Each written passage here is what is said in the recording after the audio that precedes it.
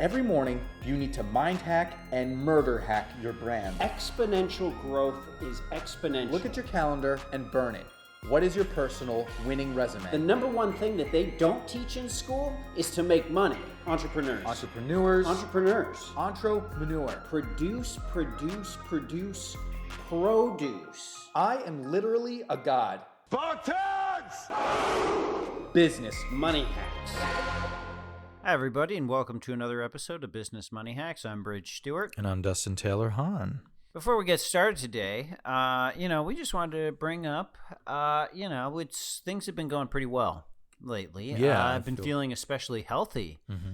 And I think a big reason for that is I've kind of started getting exercise. You got a morning routine. Life. You've been waking up earlier.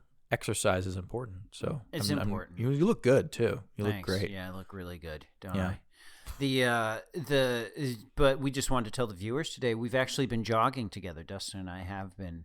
We have been jogging. Well, at first it was just you were jogging on your own, and then I saw you on the street in the morning because I'm up. Yeah. I'm like, oh, there's Bridge, and I just kind of went behind you and started jogging myself. And so, first I didn't like it. I didn't like the fact that you, I thought this was my thing.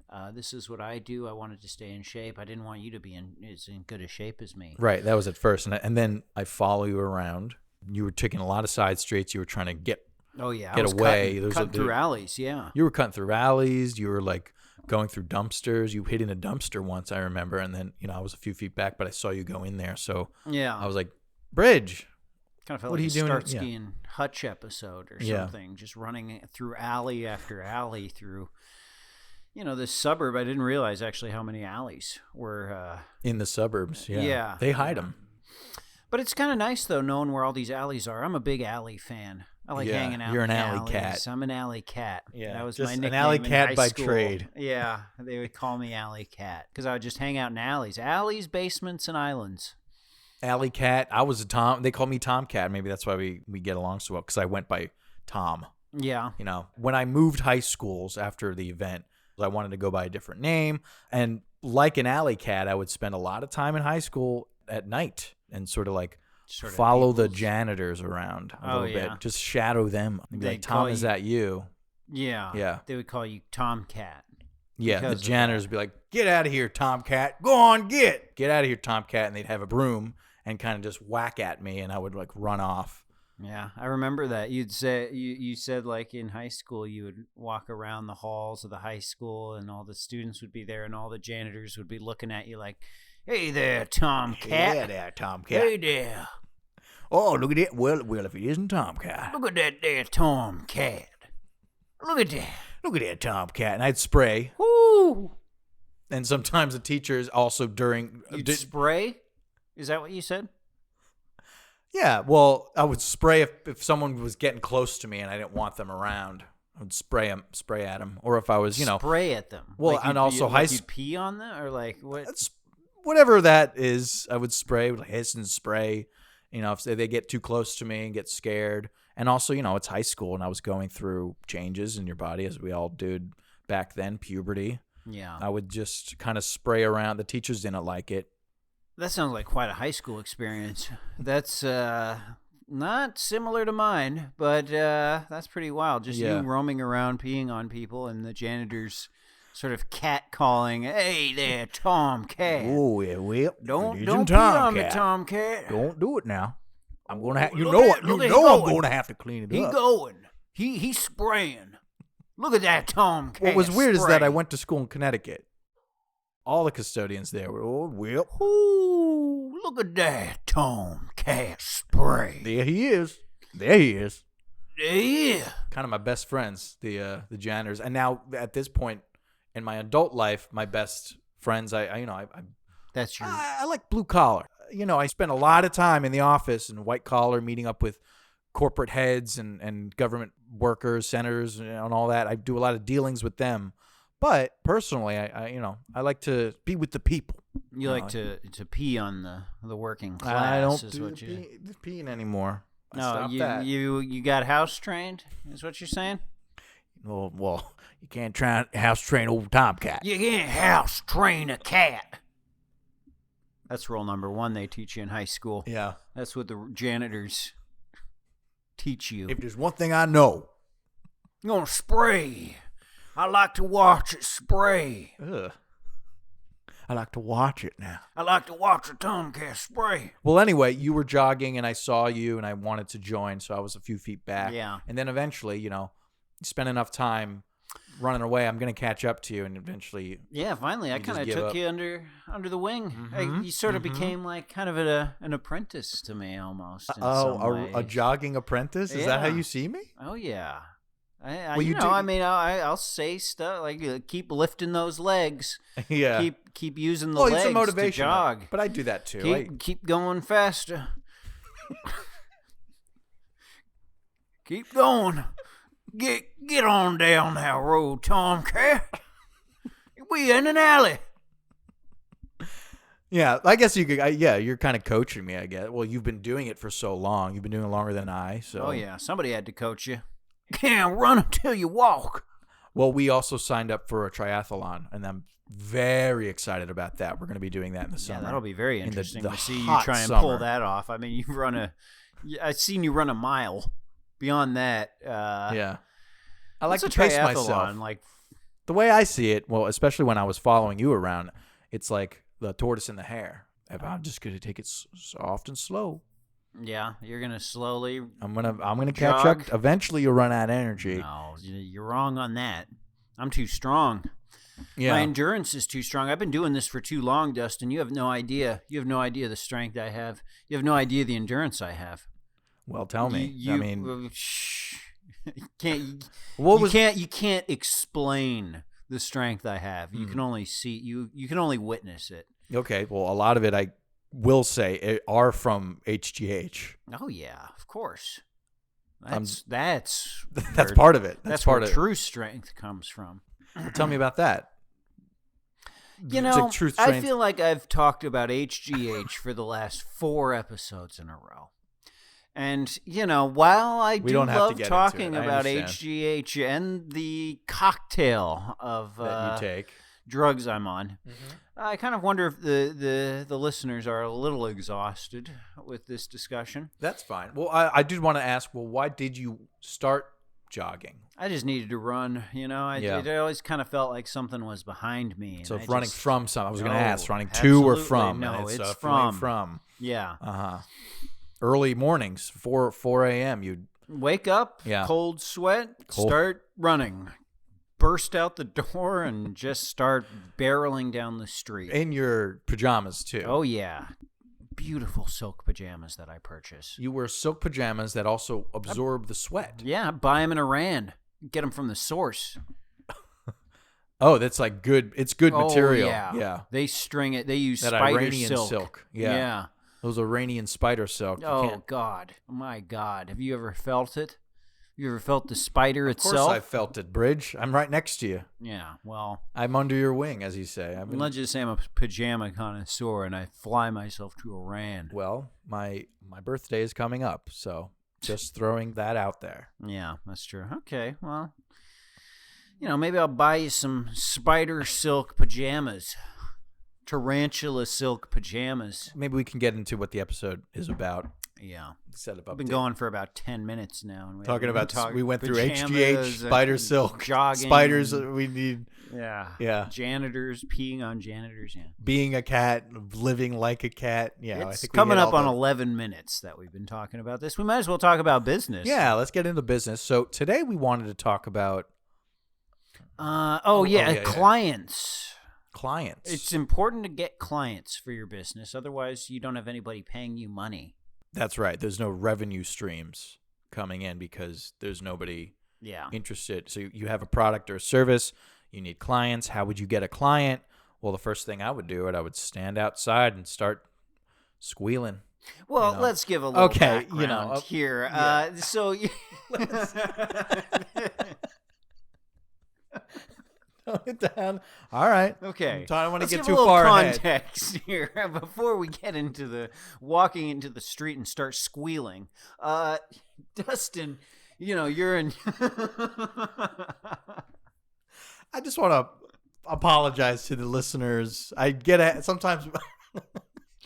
Best way to get clients: go out into the street, start squealing. So you are involved in the pharmaceutical. I'm in the pharmaceutical industry. Well, I started in medicine. I've always been interested in biology, and that's my clientele. Is usually I'm working with governments, corporate entities. You're developing drugs for governments and for governments to dole out to the people. Yeah, that's not in America. Yeah, but on basically outside of America in smaller countries, it's just go right to the government and then they dole it out. But in America, you kind of got to go to the source. From what I understand, sometimes you have to go to the source. You got to give it to individual people. You can't just either like companies will sell it out or just selling it directly to individuals. It's interesting because my dealings are with high-level government officials, but also the dregs, the lowest of the low. You're selling, but either to governments or janitors. Never in between. No, wait, not janitors. You're telling me you don't sneak them a little of the sauce here and there? You know, and they do what they do. High schools are getting wild. And, and have you janitors seen Euphoria? Are not getting paid very well, so they might need to make a side. Have you seen Euphoria? It's Euphoria. No, I haven't. I'm not familiar. These kids are doing. These kids are taking E-bombs and 10 in the morning, roaming into class. Really? Raving at lunch. Just a rave at lunch, huh? Yeah. School bell rings, pop it in, start a rave. They're taking MDMA 7 times a day. These kids are all on MDMA. Every single kid. And it starts young. 6, 7. These elementary schools. Have you been to an elementary school? They're taking MDMA. These kids, they're playing with blocks. Kindergarten, preschool, first grade, a box of crayons, and a coloring book. That's not interesting. No. That's not fun. You know what is interesting? MDMA. Molly. MDMA. Molly. Then give him a coloring book. Oh, Daddy like. Yeah. You ever had moon rocks? You 6-year-old? Ooh, look outside the stars. Look at the stars. The moon. Yeah. Now Tomcat's coming around. Tomcat's gonna give you what you need. Look at here, Tomcat, getting that MDMA to these kids. Man is coming in here and pissing all over the place selling MDMA. Look outside. Look at that beautiful, beautiful star. Look at them stars and that man pissing in the corner. Just spraying. What's he doing? You want to spray? You want to be like that? You want to spray? I'm on MDMA. Go on, pet me. Go on. Pet me like a tomcat. So I spend a lot of time with janitors and custodians, and they dole it out in their way, you know? Yeah. And you're talking about MDMA? Or yes. Yeah, okay. Specifically that. Yeah. Because kids, it's legalized now. Yeah. Well, California is just legalizing everything. I think they legalized murder a few months ago. Yeah. They said, "Oh yeah, that's fine. I guess we'll just murder people in the streets." Yeah. That's the culture that's coming out of California these days. It's a mess. It's legal to murder somebody as long as you're living in a tent. One of these blue states. Yeah. And then pretty soon, you know, that just doesn't stop in California. Pretty soon. Oh no. The virus will spread, as we've all seen. The blue virus, blue-haired virus. All right, no, don't say no. Get into the blue. Okay. Don't say blue hair now. The blue wave, I guess they would call that. Yeah. Is that the new hairstyle? I don't understand why you're so obsessed with. I thought I understood the blue hair thing, and then you've used it in so many different ways, so many times, and then I kind of lost the plot. Anyway, you know what I mean. Yeah. But you're selling MDMA to these kids, to elementary schools. Yeah, kids. Obviously, janitors. Yeah, obviously not me personally, but I sell it to janitors, and then you need like several different layers behind, like an onion. Yeah, like an onion, and I'm in the core of the onion. So, are you driving around just? selling MDMA? I'm not lazy. You Man, call I me had lazy? I just had I've got a limo. vastly- I've got my driver, and we drive around, and we meet up with my. Well, at this point, I'll just network. say contacts. My janitor network. I always took you as like a kind of white collar businessman. I did not imagine you were just driving around selling MDMA to like children. This is And they talk about this is pretty eye opening hearing this. What did you think I was doing? Why do you think I was up that early? I get home at 4 a.m. Go for a jog. And then I go for a jog with you. The MDMA is coming down, and I got a job. Bridge, I want to ask you. You're in technologies. How do you get clients, and how do you keep clients as well? It's tough. I've got a network as well. Yeah. I just sort of, I call up the network, and they put me in touch with people, and it's very much an active seduction, and trying to entice a client. You know? A lot of eye contact, a lot of dinners, things of that nature. Mm-hmm. Who are your clients? Who would you say, like, if you would generalize the type of folks that you meet? I don't know, really. I mean, it's all a bunch of gobbledygook. We make like software and stuff, and like the clients buy it up, but it's more about the seduction. That's what it's about. It's very little has to do with what I say, and more about what I do.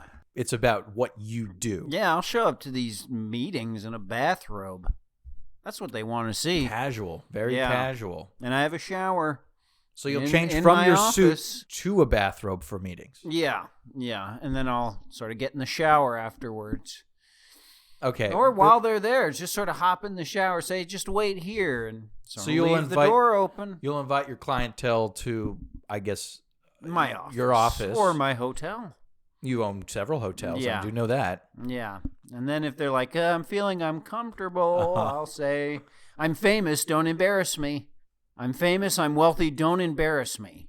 You wouldn't want that.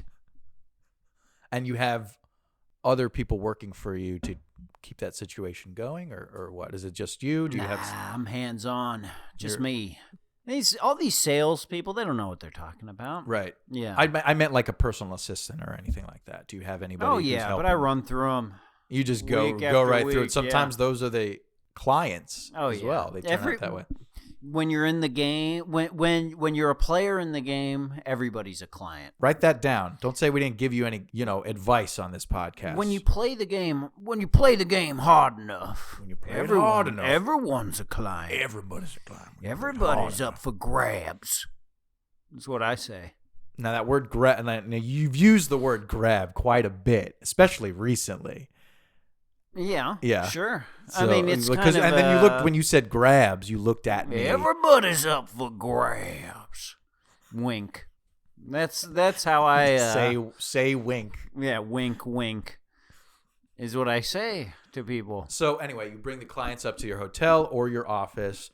Talk about the the software or something. It's all I don't know what I'm talking about. I don't know I don't know how to do any of this stuff. But really, it leads to like you do your little log line pitch to the software, and then like, but I'm gonna go take a shower. Yeah, I feel a little bit dirty. I've been running. I'm feeling a little filthy. I'm gonna need to clean off all the filth. Yeah. And then I raise my eyebrow, like, you're looking a little filthy yourself.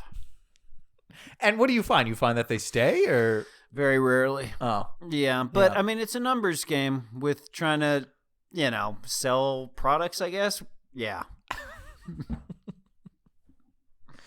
Do you have a contract on the desk? So, because at some point they do have lots to go. Of contracts. I just have them sign all sorts of stuff. Yeah. Well, I've been in those rooms before. We've gone out to dinner, and I've gone up to the room and see the fallout, I guess is the word, of what happened. Oh, and on the table there's lots of contracts. I know there's NDAs. Yeah. Lots of mirrors, lots of cameras. Yeah. And you need it in 3D. So you've got a 3D camera around the room for later. Yeah. So that there's that's so I can watch it better later on. Watch it VR. Of them signing the contract and dealing. Sure. Yeah. Deciding they're going to work with you in a business. Yeah. That's how I do it. How long have you been doing Years. that? Oh, this is. I've been doing it for quite some time. I've been doing it for years. Ever since James Cameron invented the 3D camera for Avatar. Yeah. Yeah, when I saw Avatar, I'm like, I need that. this for the videos I make with my clients. Now, James Cameron, he is a hard worker. And oh yeah, we've met James Cameron at one of these Hollywood functions before. He's invited us. Stern man. But he has a vision, and that's probably the most important thing you need for a successful career. Vision. He's got 2030 vision. I've heard he can see into infinity. That's what people tell me. That's what they say. That's what people in the industry say. Or at the very least. Yeah, I mean, they roam around, like, you know. Yeah, in those alleys of the studios of like Paramount and Sony, and it's right. like you hear these sort of whispers, like James Cameron, he can see into infinity. The man can see through the darkness. He can see through time and space. I guess that's why he's so interested in, deep sea. He's a deep sea guy. He's a deep sea guy, but there's so much unknowns down there. Obviously, space is interesting, but he's like, I'm going to go down. It's apparently the only place. It's the only place where his all-seeing eye can't penetrate. Is the deep sea. Yeah.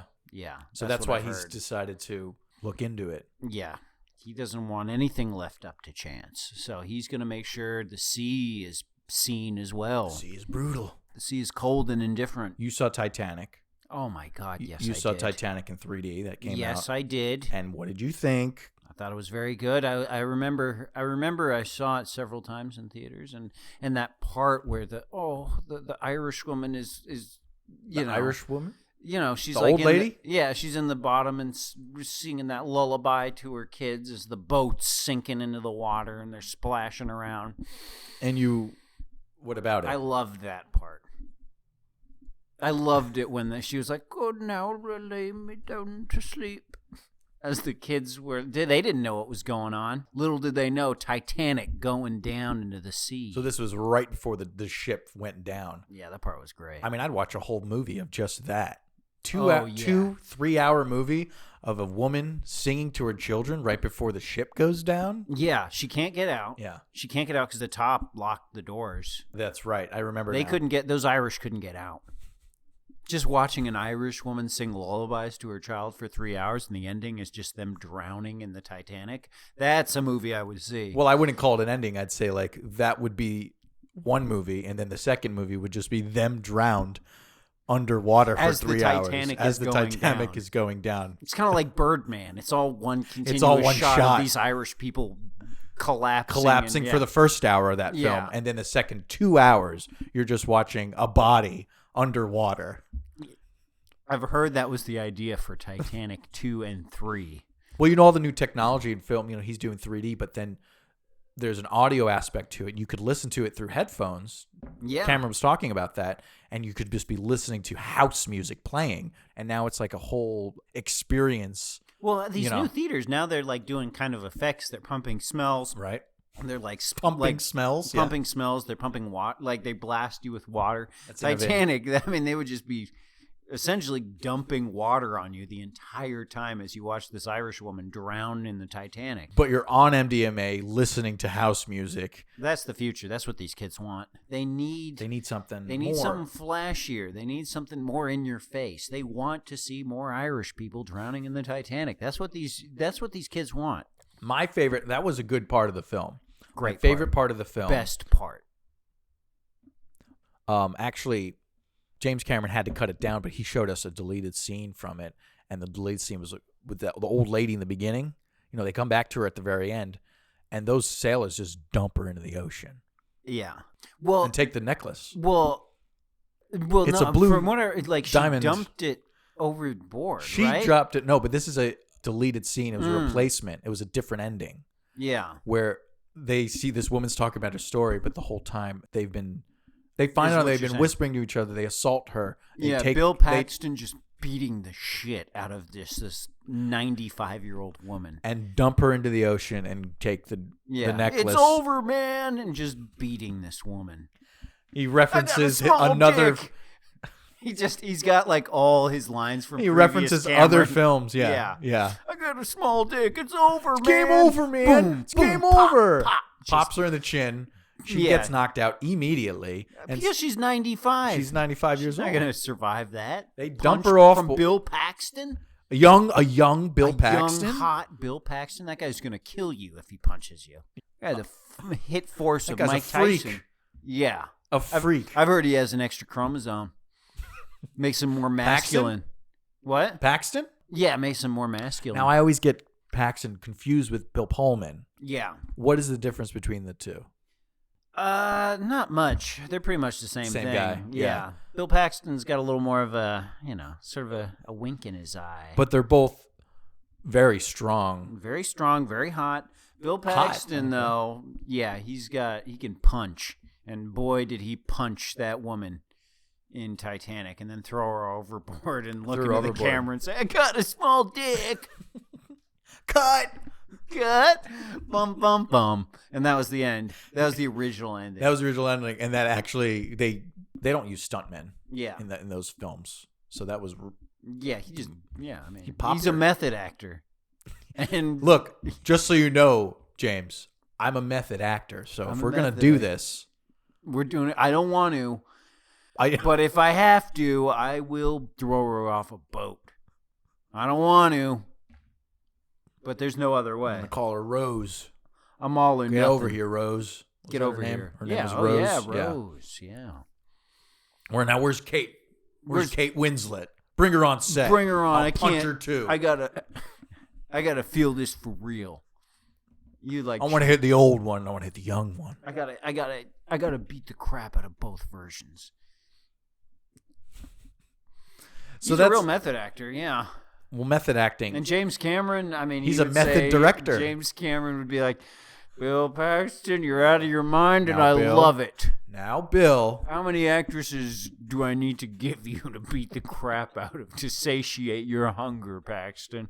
That's what James Cameron would do on set. Bill Paxton would kind of do a little gleam in his eye and say, James, it'll only take 7 today. Bring me 7. Dangerous man. Now, we've been talking about Titanic, but you haven't mentioned Leonardo DiCaprio. Are you over it? No. Okay. But I've heard he's canceled now. Who-haired. But apparently we're not allowed to talk about him anymore. Because we did get worse than Hitler, from what I understand on Twitter. So, right. Because he dated somebody. Because he dated somebody. Because he dated a legal-aged adult, apparently. So thus he is worse than Hitler, even though he's the coolest, the coolest cat in town, coolest guy ever. We're not allowed to talk about him. He's canceled. I shouldn't have brought him up if you were going to get so testy about it. I didn't mean to.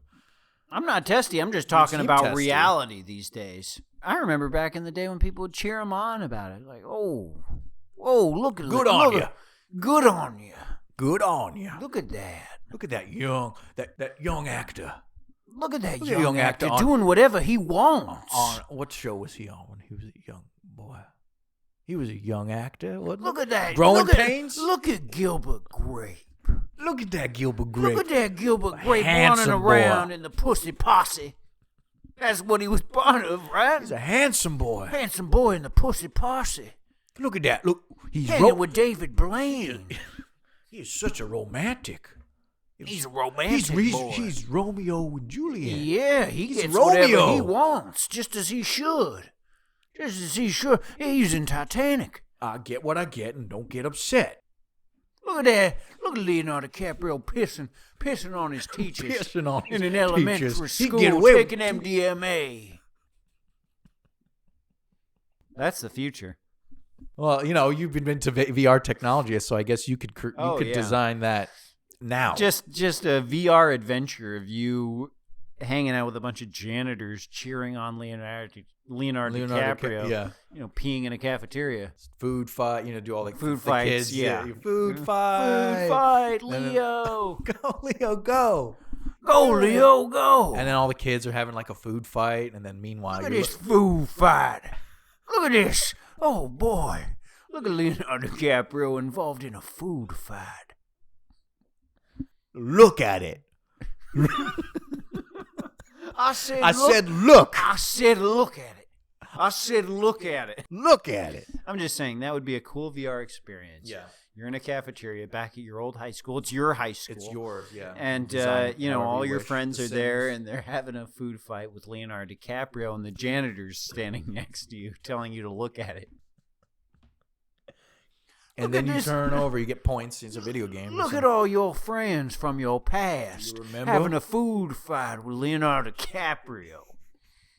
You remember Ian Slavens? Remember that kid? He used to bully you. Now Leonardo DiCaprio's going to have a food fight with him. What fun. So that Takes you back. Takes you back to your past. back But to it's another- better than your past because Leonardo DiCaprio's involved. Go back to another, and we're going to take you back to another time. Now go on and spray in the corner. And then at the end of the simulation, they go, "Thank you so much for buying the simulation. Thank, Thank you. thank you for investing in this VR experience. Look out for more VR experiences. You know, you got to pitch the next. I mean, thing. that's how you make it. Is then you have ads throughout the yeah. whole thing. There's just ads throughout the whole thing. How about just Well, this is such an experience you're having, sort of like the Adobe experience that you can purchase for $400 a year. Aren't you enjoying this experience? Take How about Lunesta. the Pfizer experience? Health insurance is very important. so. Well, I think that pretty much wraps it up. I think that wraps it up. We were talking about clients. Yeah. How to get clients. How to keep clients. Yeah, and we've then definitely some talked other about stuff. that. Yeah, no, we've mostly talked about the client stuff. So Yeah, we definitely treaded that. yeah. So hopefully you learned a lot. My name is Bridge Stewart. Dustin Taylor Hahn, thank you so much. Please like and subscribe and share with all your buddies.